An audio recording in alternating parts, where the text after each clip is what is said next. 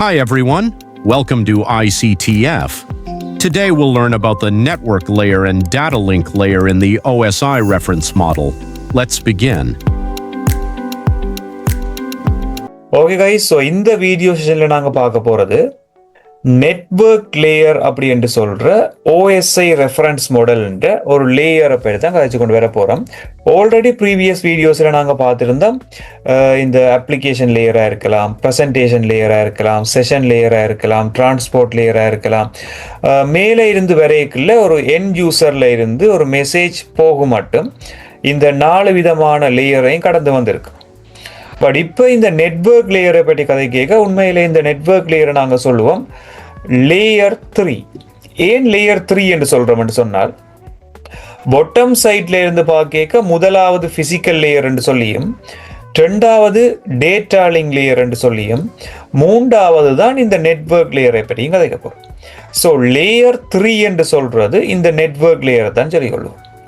இந்த OSI reference மாடலில் இருக்கிற லேயர் 3 அப்படின்றது நார்மலாக நெட்வொர்க்ஸை கனெக்ட் பண்ணுறதுக்காக பயன்படுத்துகிற ஒரு லேயர். அப்போ இந்த லேயரில் நாங்கள் ஒரு வசனம் ஒன்று மென்ஷன் பண்ணியிருப்போம், connects network and finds a best path. அப்போ ஒன்றுக்கும் மேற்பட்ட வலையமைப்புகள், ஒன்றுக்கும் மேற்பட்ட கம்ப்யூட்டர்ஸ் எங்களுக்கு கனெக்ஷனில் இருக்கேக்க தரவுகள் வினைத்திறனா போக வேணும், அதே நேரம் வேகமாகவும் போக வேணும். உதாரணத்துக்கு A என்ற சிட்டியில இருந்து B என்ற சிட்டிக்கு போக வேணுமெண்டா நிறைய பாதை இருக்கு. அந்த பாதையில நாங்க தெரிவு செய்யக்குள்ள முதலாவது விஷயம், அந்த பாதை தூரம் குறைஞ்சதா இருக்க வேணும். அதே நேரம் தூரம் குறைவா இருந்தாலும் டிராபிக் கூட வேண்டா, நீங்க டிலே பண்ணி தானே போக வேண்டியவர். டிராபிக்கும் குறைவானதா இருக்க வேணும். அது ஒரு சமரியா சொல்ல வேணுமெண்டா, வேகம் கூடினதாகவும் தூரம் குறைஞ்சதாகவும் இருக்கிற சரியான பாதைக்கால தரவுகளை அனுப்புறது தான் இந்த நெட்வொர்க் லேயர் என்ற வேலையா இருக்கு. ஸோ இந்த நெட்வொர்க் லேயரை பற்றி கதைக்க வேணும் இன்னும் டீட்டெயிலாக சொல்லி சொன்னால், the network layer is responsible for delivering packets from the source to destination across a different networks. இந்த பாயிண்டில் 2 முக்கியமான விடயம் நாங்கள் அண்டர்லைன் பண்ணுவோம். சோர்ஸ் டு டெஸ்டினேஷன், அதாவது சோர்ஸ்ன்றது தரவு மூலம் என்று சொல்லுவோம், டெஸ்டினேஷன்ன்றது முடிவிடம் என்று சொல்லுவோம். அப்ப நெட்வொர்க் லேயர்ல இடம்பெறுகின்ற தரவு பரிமாற்றம் எந்த வகையான தரவு பரிமாற்ற வகைக்குள்ள வரும் என்று சொன்னால், சோர்ஸ் டு டெஸ்டினேஷன், தரவு மூலத்திலிருந்து தரவு முடிவிடம் வரையான ஒரு பரிமாற்றம். அப்ப ஏதாவது ஒரு MCQல அட்வான்ஸ் லெவல்ல சோர்ஸ் டு டெஸ்டினேஷன் என்ற கீவேர்டு எங்கேயாவது பயன்பாட்டில் இருந்தால் உங்களுக்கு ஞாபகம் பெற வேண்டிய லேயர் நெட்வொர்க் லேயர். நெட்வொர்க் லேயர்ல தான் சோர்ஸ் டு டெஸ்டினேஷன் என்ற தரவு பரிமாற்றம் இடம்பெறுது. அடுத்தது இன்னொரு முக்கியமான விஷயம், பேக்கெட்ஸ். இப்ப தரவுகள் ஒவ்வொரு வகைகளாக பரிமாற்றப்படும். இப்போ உதாரணத்துக்கு நாங்கள் பார்த்துருந்தோம் application layer, presentation layer, session லேயர்ல இதை நாங்கள் டேட்டான்ற நேமாலேயே சொல்லுவோம். டேட்டான்ற வடிவத்தாலேயே இது பரிமாற்றப்படும். அடுத்ததா இருக்க போற டிரான்ஸ்போர்ட் லேயர்ன்றது செக்மெண்ட்ஸாக பிரிக்கப்படும் என்று சொல்லியிருந்தேன் ப்ரீவியஸ் வீடியோல, செக்மெண்ட்ஸ். அடுத்ததா இந்த நெட்வொர்க் லேயர்ல தரவுகள் பேக்கெட்ஸ் என்ற அலகிலே அளக்கப்படுது. இப்போ டேர்ம் எக்ஸாமா இருக்கலாம், ஃபைனல் எக்ஸாமா இருக்கலாம். உங்கள்ட்ட கேட்க போற கேள்வி என்னன்னு சொன்னா, நெட்வொர்க் லேயர் அதாவது வலையமைப்பு அடுக்கில பயன்படுத்தப்படுகின்ற தரவு அலகு என்ன? Right the data unit or the data measurement unit in the network layer அப்படின்னு சொல்லி ஒரு கேள்வி வருமா இருந்தால், ஸோ அது பர்டிகுலர் ஆன்சர் நீங்க மென்ஷன் பண்ணிக்கொள்ளணும். பேக்கெட் தரவுகள் பேக்கெட்ஸ் எனும் அலகினூடாக அளவிடப்படும். அப்ப இந்த வசனத்துல 2 விஷயம் முக்கியம். ஒன்று சோர்ஸ் டு டெஸ்டினேஷன், அடுத்தது பேக்கெட்ஸ் என்ற அலகில தான் தரவுகள் அளவிடப்படுது. தரவுகள் போற பாதையா இருக்கலாம், அதை தீர்மானிக்கிறது எல்லாம் இதுதான். இப்ப இனி கொஞ்சம் டீட்டெயிலா உள்ள வர போறோம். எப்படி இந்த நெட்வொர்க் ஒர்க் பண்ணுதுன்னு சொன்னால், இது சோர்ஸ், தரவு அனுப்பப்படுற இடம். இது டெஸ்டினேஷன், தரவின் முடிவிடம். இது போறதுக்கு இடையில எங்களுக்கு சரியான பாதைகளை கண்டறியறதுக்காக ரவுட்டர் என்ற ஒரு சாதனத்தை பயன்படுத்துறோம். அப்ப அடுத்த கேள்வி உங்கள்கிட்ட கேட்கலாம், ரவுட்டர்ன்றது எந்த லேயர்ல ஒர்க் பண்ற ஒரு சாதனம்? இப்ப ரவுட்டர்ன்றது எங்க ஒர்க் பண்ணுமெண்டா நெட்வொர்க் லேயர்ல ஒர்க் பண்ணும். ரவுட்டர் என்று சொல்றது கூட உண்மையில ரோங்கான ஒரு ப்ரொனன்சியேஷன் தான். தட் மீன்ஸ் அங்கிருந்து நாங்கள் ரூட்டர்ன்னு தான் சொல்ல வேணும், பட் ரவுட்டர்ன்னு சொல்லி பழகிட்டோம், ரவுட்டர்ன்னு சொல்லுவோம். ஸோ ரவுட்டர்ன்றது நெட்வொர்க் லேயரில் ஒர்க் பண்ணுற ஒரு டிவைஸ். இந்த ரவுட்டர் என்ன செய்யுதுன்னா பெஸ்ட் பாத்தை கண்டுபிடிக்குது. அதாவது தூரம் குறைஞ்ச தரவு லோடிங் குறைவான பாதையை கண்டுபிடிக்குது. அப்பதான் டேட்டா பேக்கெட்ஸ் வேகமாக பரிமாறப்படும். So router source to destination, தரவு தொடக்கத்திலே இருந்து தரவு முடிவிடம் மட்டுமான பாதையை கண்டறிகிறதுக்காக பயன்படுத்தப்படுகின்ற ஒரு சாதனம். இந்த நெட்வொர்க் லேயர்ல அடுத்த விஷயம் உங்களுக்கு முக்கியமா தெரிய வேண்டியது லாஜிக்கல் அட்ரஸிங் அப்படி என்று சொல்ற ஐபி அட்ரஸிங். ஐபி முகவரிகளை பொறுத்த மட்டும் IPv4 IPv6 என்று 2 வகையான வெர்ஷன்ஸ் அவைலபிளா இருக்கு. இன்டர்நெட் புரோட்டோகால் வெர்ஷன் 4 என்றும் இன்டர்நெட் புரோட்டோகால் வெர்ஷன் 6 என்று சொல்லியும் 2 வகையான ஐபி அட்ரஸ் எங்கள்கிட்ட இருக்கிறது. ஸோ இந்த ஐபி அட்ரஸின் 2 வகையான பயன்பாடும் கொமனான பெயரா நாங்கள் சொல்லிக்கொள்வோம் லாஜிக்கல் அட்ரஸிங், தர்க்க ரீதியான முகவரி இடுதல் அல்லது தர்க்க முகவரி இடுதல். இந்த தர்க்க முகவரி இடுதல் அப்படி என்றது நெட்வொர்க் லேயர் அப்படி என்ற லேயர்ல நடக்க போற ஒரு விடயம். இப்படி ஒரு கேள்வி கேட்கலாம், ஐபி அட்ரஸிங் எந்த அடுக்குடன் நேரடியாக தொடர்புடையது? So which one following or which of the following layer is directly connected with the IP address concept? IP address என்ற கன்செப்டோட நேரடி தொடர்பில் இருக்கிற லேயர் என்னன்னு கேட்டால் the specific answer for that is logical addressing, IP addressing with directly connected with network layer. Network லேயரோட தான் இது என்ன செய்யும், கனெக்ஷன்ல இருக்கும். That's it.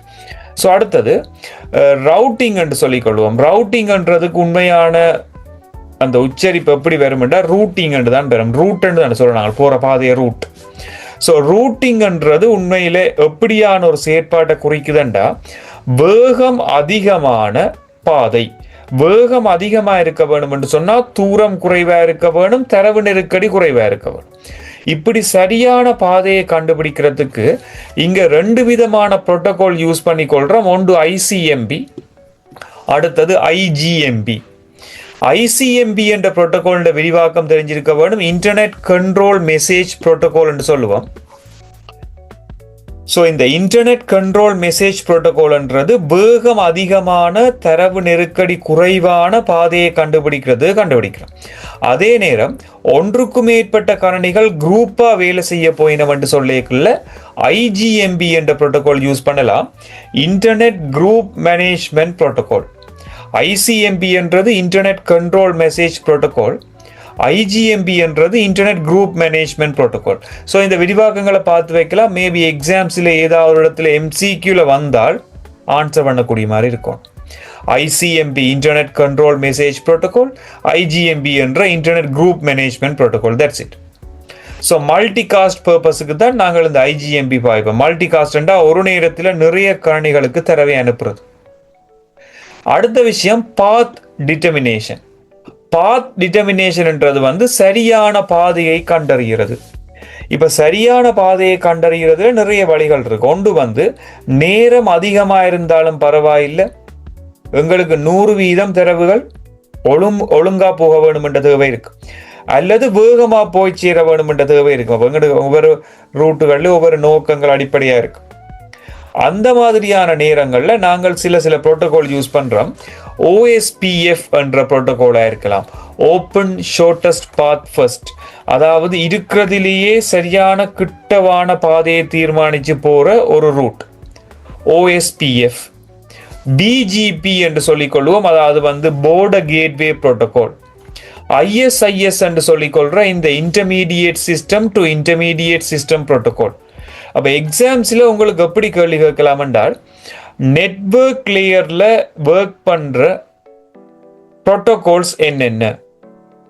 ஐபி என்ற புரோட்டோகால் நெட்வொர்க் லேயர்ல பாவிக்கிறோம், ICMP என்ற புரோட்டோகால் நெட்வொர்க் லேயர்ல பாவிக்கிறோம், IGMP பாவிக்கிறோம், OSPF, BJP, ISIS அப்படி என்று சொல்லி இப்படி நாங்கள் என்ன செய்யறோம் என்று சொன்னால் ஒரு 6-7 வகையான புரோட்டோகால் தெரிஞ்சிருக்க வேண்டிய புரோட்டோகால் பாவிக்கிறோம். இதோட நிறைய இருக்கு, பட் எக்ஸாம் பர்பஸ்ல இவ்வளவு தான் பெரும். நெட்வொர்க் லேயர்ல இருக்கிற protocol IP, ICMP, IGMP, OSPF, BGP, அதை விட ISIS இவ்வளவு வந்து நெட்வொர்க் லேயர்ல பயன்படுத்துகிற ப்ரோட்டோகால்ஸ். That's it. அடுத்தது டிவைசஸ். இந்த லேயர்ல பயன்படுத்தப்படுகின்ற சாதனங்கள் என்னென்று பார்த்தோம்னா, ஒன்று ரவுட்டர். ரவுட்டர் என்ற சாதனம் இங்க பாவிக்கிறோம். லேயர் 3 சுவிட்ச் என்று சொல்லுவோம். நார்மலா சுவிட்ச் என்றது டேட்டா லிங்க் லேயர்ல தான் படிக்க வேணும். இந்த டேட்டா லிங்க் லேயர்ல தான் சுவிட்ச் வேலை செய்யும். ஆனா இந்த சுவிட்ச் வந்து ரவுட்டர்ன்ற சில வேலைகளை செய்யற மாதிரி கொஞ்சம் அட்வான்ஸா கண்டுபிடிச்சு அதுக்கு பேர் வச்சிருக்கணும் லேயர் 3 சுவிட்ச். இரண்டா இது நெட்வொர்க் லேயர்ன்றது லேயர் 3 என்று சொன்னான் ஆரம்பத்தில். லேயர் 3ல வேலை செய்யற சுவிட்சும் எங்க வரும்? நெட்வொர்க் லேயர்லாம் வரும். அடுத்தது ரவுட்டர்ன்றதும் நெட்வொர்க் லேயர். கேட்வே என்று சொல்லுவோம். கேட்வே என்று சொன்னா என்னென்றா இரண்டு வலையமைப்புகளை இணைக்கிற சாதனம். கேட்வேக்கான உதாரணம் ஒன்றுதான் ரவுட்டர் அல்லது பிரிட்ஜ் என்று சொல்லுவோம். உண்மையில பிரிட்ஜ் இங்க வேற, அது ரவுட்டரை சொல்லிக்கிறோம். ஸோ கேட்வே, லேயர் 3 சுவிட்சஸ், ரவுட்டர்ஸ் எல்லாமே இந்த வலையமைப்பு அடுக்கு சொல்ற நெட்வொர்க் லேயர்ல பயன்படுத்தப்படுகின்ற ஒரு சாதனமா இருக்கு. இதற்காக நோட் பண்ணி வைக்கணும் முக்கியமான விஷயம். இந்த எக்ஸாம்பிள் கேட்பாங்க என்னென்ன டிவைசஸ் நாங்கள் இந்த நெட்வொர்க் லேயர்ல பயன்படுத்துறாங்கன்னு கேட்கலாம். ரைட். அடுத்தது பர்பஸ் அண்டு பார்க்கல ஆரம்பத்தில் நான் சொன்ன மாதிரி சோர்ஸ் டு டெஸ்டினேஷன், தரவு மூலத்திலிருந்து முடிவிடத்தை நோக்கிய ஒரு தரவு பரிமாற்றத்துக்கு முக்கியமாக தேவையானது தான் இந்த நெட்வொர்க் லேயர். அப்போ ஃபைனலாக நான் சொல்லியிருப்பேன் இதில் the network layer handles addressing, routing and path selection to ensure the packets reach the correct destination. சரியான பாதையை கண்டறிவதற்காகவும் தரவு மூலத்திலிருந்து முடிவிடத்தை நோக்கி செல்வதற்காகவும் அட்ரஸிங், ரவுட்டிங், பாத் செலெக்ஷன் அப்படி என்று சொல்கிற முகவரியிடுதல், சரியான வழியினை பாதையினை தெரிவு செய்தல், பாத் செலெக்ஷன் குறுகிய தூரத்தினூடாக செல்லுதல், வேகமாக செல்லுதல், இப்படியான செயற்பாடுக்கு பொறுப்பானது தான் இந்த நெட்வொர்க் லேயராக இருக்கும். ஸோ இந்த ஸ்லைடில் இவ்வளவு விஷயத்தையுமே நாங்கள் கவர் பண்ணியிருந்தோம் இந்த OSI ரெஃபரன்ஸ் மாடல் அப்படி என்ற கன்செப்டில். ஸோ நெக்ஸ்ட் கன்செப்ட் நாங்கள் இந்த வீடியோவில் பார்க்க போகிறது டேட்டா லிங்க் லேயர். இந்த டேட்டா லிங்க் லேயர் அப்படின்றது பார்த்தீங்கன்னா நெட்வொர்க் லேயருக்கு கீழே இருக்க போகிற ஒரு லேயர். இதை ஷார்ட்டாக நாங்கள் சொல்லிக்கொள்வோம் லேயர் 2. கீழே இருந்து ரெண்டாவது லேயராக இருக்கிறபடியால் லேயர் 2 என்று சொல்லுவோம். ஸோ இந்த இடத்துல நாங்கள் முக்கியமாக ஞாபகப்படுத்தி வைக்க வேண்டிய ஒரு விஷயம் என்னென்னு சொன்னால், ஒரு நம்பகமான தரவு தொடர்பாடல் நடக்குதோன்றதை கன்ஃபார்ம் பண்ணுற ஒரு லேயர் தான் டேட்டா லிங்க் லேயர். ஸோ அதுக்காக நான் மென்ஷன் பண்ணியிருப்பேன் reliable transfer between 2 direct nodes. Node என்று சொல்ல வாரது வந்து கணனி, NODE. உண்மையில நோடுன்றது வந்து ஒரு கம்ப்யூட்டர் தான் இருக்க வேணுமென்ற தேவை இல்லை. ஒரு நோடுன்றது ஒரு பிரிண்டராக இருக்கலாம், கம்ப்யூட்டராக இருக்கலாம், மொபைல் ஃபோனாக இருக்கலாம், ஸ்கேனராக இருக்கலாம், whatever. நோடுன்றது ஒரு வலையமைப்பு சாதனம். இரண்டு வலையமைப்பு சாதனங்களுக்கு இடையில ஒரு நம்பகமான தரவு தொடர்பாடலை பேணுறதுக்காக டேட்டா லிங்க் லேயர் வேலை செய்யுது. That's it. இந்த டேட்டா லிங்க் லேயர்ல நான் என்ன செய்யறேன்னா சில முக்கியமான பாயிண்ட்ஸ் சொல்லி போட்டு உள்ள வாரேன். நோட் A, நோட் B இரண்டு கரணிகளை இணைக்கிறது நேரடியா இந்த டேட்டா லிங்க் லேயர். பெரும்பாலும் ஒரே வகையான நெட்வொர்க்கா இருக்கு. அப்ப ரெண்டு கம்ப்யூட்டர் ரெண்டு நோடு ஒன்றா இணைக்குதுன்னு சொன்னால் அதுக்கு பெரும்பாலும் நாங்கள் இங்க பாவிக்க போற டிவைசஸ் எங்கள்கிட்ட ஒரு 2 டிவைசஸ் கட்டாயம் தெரிஞ்சிருக்க வேணும். ஒன்று சொல்றது வந்து சுவிட்ச் அல்லது பிரிட்ஜ். இப்போ சுவிட்சும் பிரிட்ஜும் என்ன தேவைக்காக பயன்படுத்துறோம் என்று சொன்னால், ஒரு 4 கம்ப்யூட்டர் 5 கம்ப்யூட்டர் ஒன்றா இருக்கு, எல்லாத்தையும் ஒன்றா ஜாயின் பண்ண வேணும்டா சுவிட்சை பாவிக்கலாம். பிரிட்ஜும் பாவிச்ச நாங்கள். பட் சுவிட்ச்ன்றது இப்போ எல்லா ஸ்கூல்ஸில் சரி எல்லா சின்ன சின்ன நெட்வொர்க் ஃபர்ம்ஸில் எல்லாமே சுவிட்ச் தான் யூஸ் பண்ணுறோம். ஸோ இந்த இடத்துல உங்களுக்கு முக்கியமாக தெரிய வேண்டியது, இங்கே பயன்படுத்துகின்ற ஒரு டிவைஸ் நெட்வொர்க் டிவைஸ் என்னன்னு கேட்டால் சுவிட்ச் அல்லது பிரிட்ஜ். உண்மையில் மொடமும் இங்கே தான் வருமென்று சொல்லினா நாங்கள் இந்த சுவிட்சையும் பிரிட்ஜையும் பாவிப்போம். மொடம் என்ற ஒரு டிவைஸ் இப்போ பாவனையில் இல்லை, குறைஞ்சிட்டு. ரவுட்டர் எப்போ வந்ததோ அதோட மொடத்தை நிப்பாட்டிட்டாங்க. ரவுட்டரே எல்லா வேலையும் செய்யுது. அடுத்தது the data link layer is responsible for transferring data between 2 directly connected devices on the same network. ஒரே வகையான வலையமைப்பில் காணப்படுகின்ற இரண்டு அல்லது இரண்டுக்கு மேற்பட்ட சாதனங்களை நேரடியாக இணைப்பதற்கு இந்த டேட்டா லிங்க் லேயர் பயன்படுத்தப்படுது. ஸோ இந்த டேட்டா லிங்க் லேயர்ல பயன்படுத்தப்படுகின்ற டிவைசஸ் இப்பதான் சொன்ன நான் சுவிட்ச், பிரிட்ஜ் போன்ற சாதனங்களை இங்கே நாங்கள் உதாரணத்துக்கு எடுக்கலாம். அடுத்த கதை, இந்த டேட்டா லிங்க் லேயர்ல பயன்படுத்தப்படுகின்ற டேட்டா புரோட்டோகால் யூனிட், தரவு அலகு என்று சொல்லிக் கொள்ளுவோம், ஃப்ரேம் என்று சொல்லுவோம். அப்ப ஏற்கனவே நான் சொன்ன முதல் 3 லேயர்லையும் தரவுகள் டேட்டா என்ற அலகினூடாக அளவிடப்படுது. டிரான்ஸ்போர்ட் லேயர்ல செக்மெண்டா மாற்றப்பட்டது. நெட்வொர்க் லேயர்ல பேக்கெட்ஸ் என்ற தரவு அலகால அளக்கப்பட்டது. டேட்டா லிங்க் லேயருக்கு வரைக்குள்ள ஃப்ரேம் என்ற அலகால அளவிடப்படுது. ஃப்ரேம் என்றா சட்டகம் என்று தமிழ்ல சொல்லுவோம். பட் இதை பற்றி எங்களுக்கு தேவையில்லை. ஒரு ஃப்ரேமில் இருக்க போற பகுதிகள் நான் மென்ஷன் பண்ணியிருக்கிறேன். அட்வான்ஸ் லெவல்ல இதை பற்றி வராதபடியால நாங்கள் இதை பற்றி டீப்பா படிக்க போறது இல்லை. பட் ஃப்ரேம் என்ற ஒரு தரவு அலகில நாங்கள் இந்த தரவுகளை அளக்கிறோம் என்ற விஷயம் உங்களுக்கு தெரிய வேணும். That's fine. ஸோ அடுத்த விஷயம் வருவோம். இங்க நாங்கள் பயன்படுத்தப்படுகின்ற ஃபங்க்ஷனாலிட்டிஸ் என்னென்று பார்ப்போமா இருந்தால் பிசிக்கல் அட்ரஸிங் அப்படின்னு சொல்லிக்கொள்வோம். பௌதிக ரீதியான முகவரியிடுதல். ஒரு எக்ஸாம்பிள் நாங்கள் முதலே பார்த்திருந்தோம்.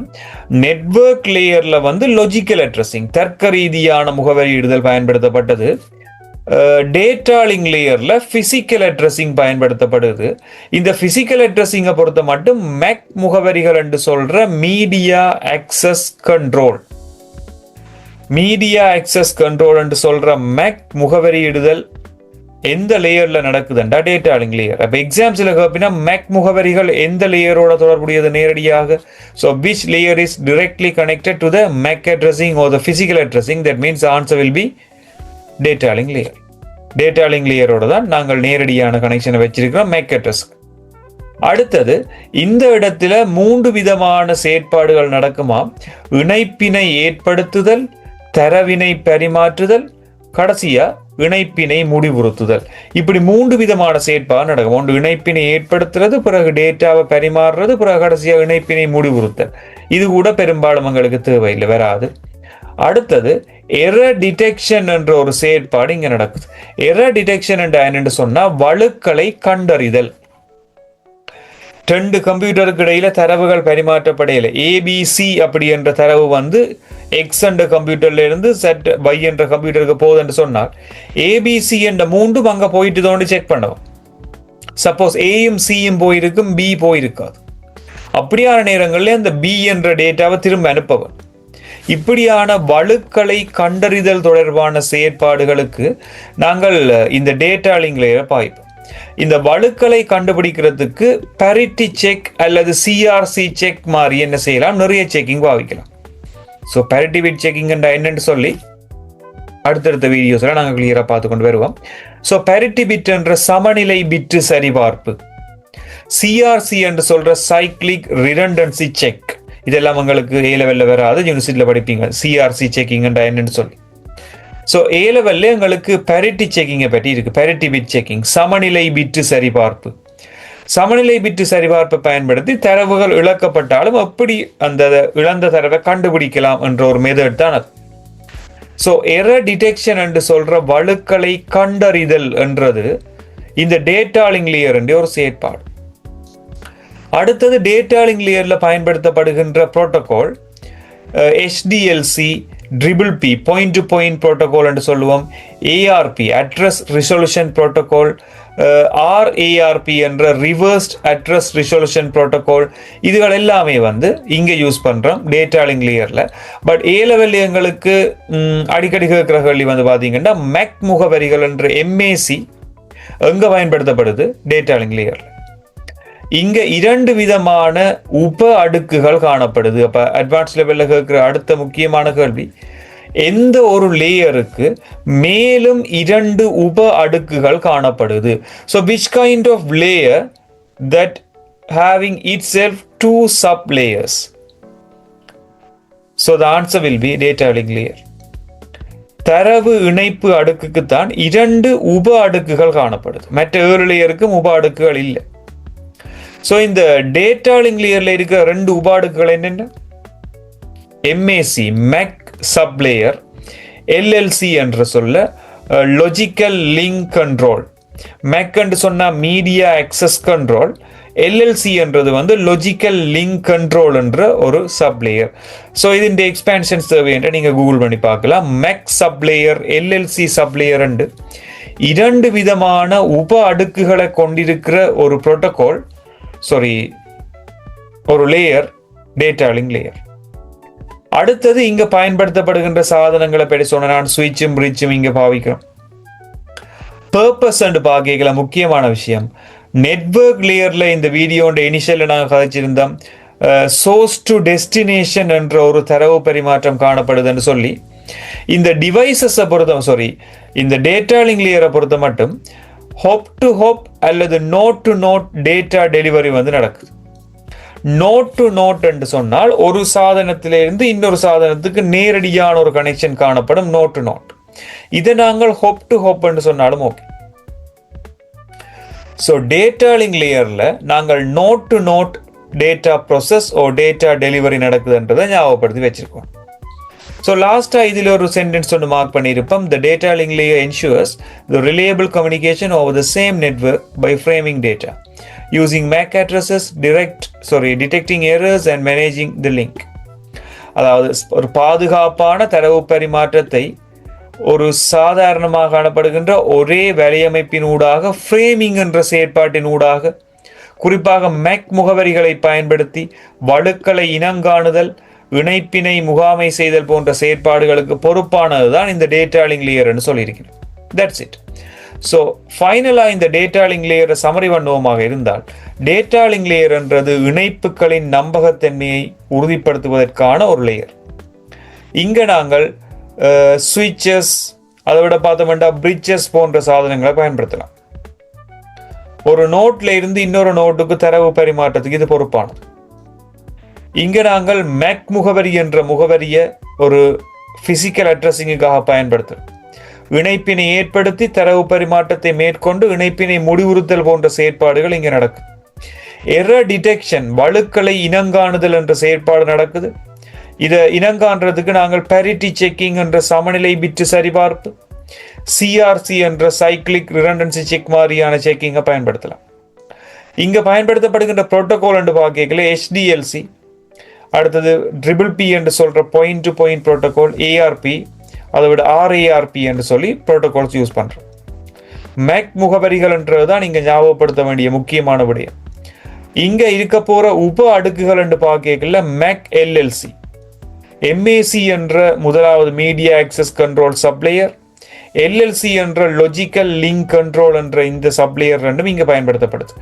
OSI ரெஃபரன்ஸ் மாடல்லையே உப அடுக்குகளை கொண்ட ஒரு அடுக்கு வந்து இது டேட்டா லிங்க் லேயர். அடுத்தது டிவைசஸ் என்று சொல்ற சாதனங்களை பொறுத்த மட்டும் இங்க நாங்க ஸ்விட்ச் என்று பயன்படுத்துறோம்னு சொன்னா அந்த ஃப்ரேம்ஸ் என்ற அடுக்கு அழகில தான் இதை நாங்கள் என்ன செய்யறோம், ஸ்விட்சஸ்களால டேட்டாவை அனுப்புறோம். Node to node data delivery நடக்குது. இங்க ஃப்ரேமிங் என்ற செயற்பாடு நடக்குது டேட்டா லிங்க் லேயர். இவ்வளவு கன்செப்ட்மே நாங்கள் கதைச்சிருந்தோம் இந்த டேட்டா லிங்க் லேயர் அப்படி என்ற கன்செப்ட்ல. ஸோ இவ்வளவும் இந்த லேயருக்குரிய ஒரு சமரியான ஒரு விஷயமா இருக்க போது டேட்டா லிங்க் லேயர் என்ற பேசிக் கன்செப்ட்ல. ஸோ இந்த வீடியோ செஷன்ல நாங்கள் பார்த்துருந்தோம் data link layer as well as network லேயர்ல இருக்க போற சில பேசிக் கன்செப்டை பற்றி. ஸோ இன்னொரு புது கன்செப்டோட இன்னொரு வீடியோல மீட் பண்ணிக்கொள்வோம். தேங்க்யூ.